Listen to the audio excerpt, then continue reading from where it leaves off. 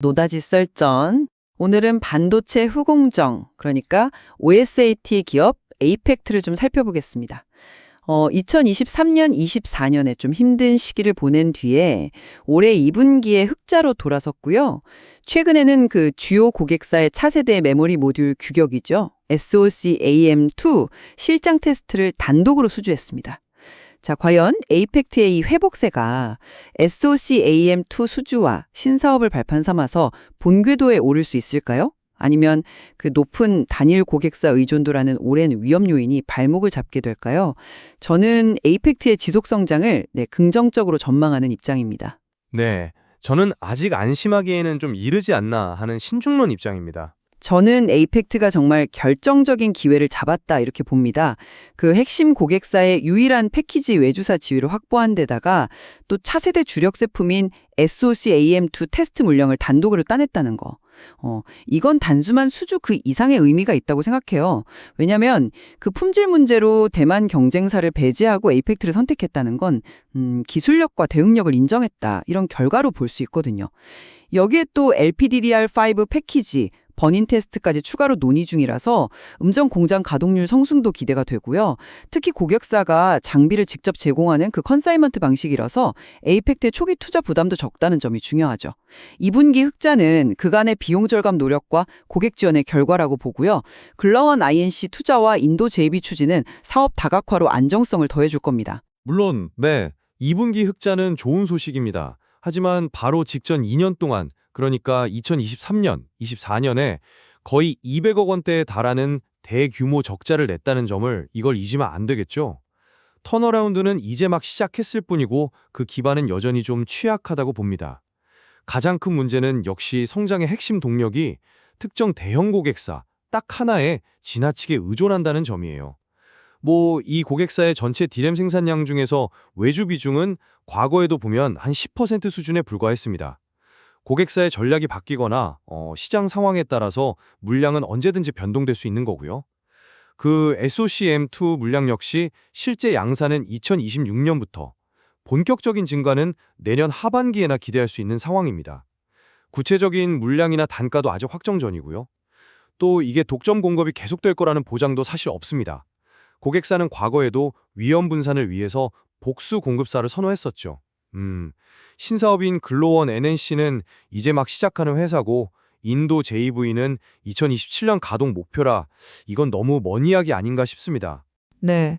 하지만 SOCM2 계약의 그 전략적인 의미를 좀 봐야 한다고 생각해요. 품질을 중시하는 고객사가 에이펙트를 선택했다는 건 단순 물량 이상의 신뢰를 보여주는 거니까요. LPDDR5 패키지와 버닝까지 확장된다면 공장 활용도가 크게 높아지고 안정적인 수익 확보가 가능해집니다. 그리고 캐펙스 부담이 적다는 건 현재 에이펙트에게는 정말 큰 장점이고요. 하지만 그 불확실성은 어떻게 보시나요? 양산까지 1년 이상 남았고 실제 매출에 기여하는 건 더 늦어질 수 있습니다. 물량과 단가도 아직 정해지지 않았는데 만약에 물량이 예상보다 크게 늘어난다면 고객사가 제2의 공급사를 찾을 가능성, 이거 여전히 남아있는 거 아닙니까? 과거에도 그런 전례가 있었고요. 단일 고객사 리스크는 물론 인지하고 있습니다. 하지만 현재 유일한 외주사라는 지위는 분명히 강력한 부분이죠.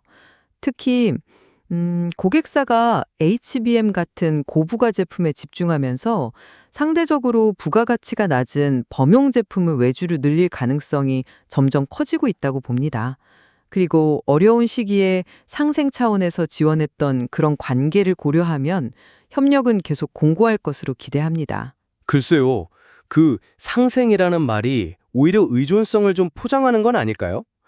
특정 고객사의 매출 대부분을 의존하는 구조는 이건 본질적인 위험입니다. 고객사 사정이 바뀌면 그 위험은 고스란히 에이펙트의 몫이 되는 거죠.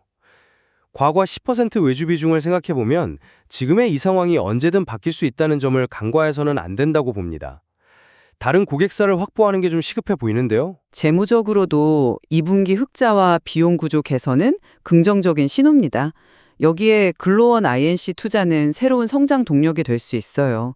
그 글로원의 히팅 자켓은 전력 소모를 절반으로 줄이는 혁신 기술로 이미 고객사 검증을 마쳤고 다른 곳 수주도 확보했습니다. 인도 JV 역시 현지 정부 지원을 등이 업고 중장기적으로 메모리 외에 안정적인 수익원이 될 잠재력이 충분히 있습니다. 흑자 규모가 아직은 좀 미미합니다. 작년에 그 전환사채 CB 자금 1,001억 원 중에서 글로원 투자와 설비 증설에 이미 절반 가까이 사용했고 또 SOACM2 관련 투자에도 추가 자금이 필요할 텐데요. 대규모 추가 투자는 좀 어려워 보입니다.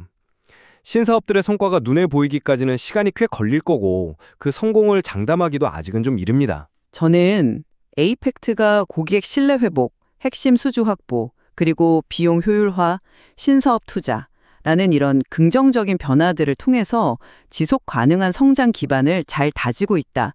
이렇게 최종적으로 판단합니다. 저는 긍정적인 신호에도 불구하고 역시 단일 고객사 리스크, 또 SOCM2 물량의 불확실성, 신사업의 더딘 성과 가시와 같은 넘어야 할 산이 여전히 많다고 봅니다. 아직은 신중한 접근이 필요하다고 생각합니다. 네, 에이펙트의 미래는 결국 SOCM2 프로젝트의 성공적인 안착과 신사업 성과, 그리고 고객사와의 관계 및 시장 변화에 달려 있을 겁니다. 오늘 저희가 나눈 다양한 관점들이 시청자 여러분께서 에이펙트의 잠재력과 위험을 좀 균형 있게 판단하시는데 도움이 되었기를 바랍니다. 앞으로의 행보를 계속 주목해 주시면 좋겠습니다. 노다지 썰전이었습니다.